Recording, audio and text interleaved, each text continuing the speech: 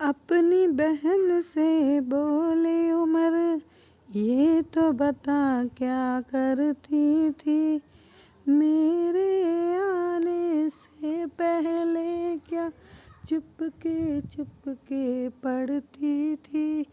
अपनी बहन से बोले उमर, ये तो बता क्या करती थी, मेरे आने से पहले क्या चुपके चुपके पढ़ती थी।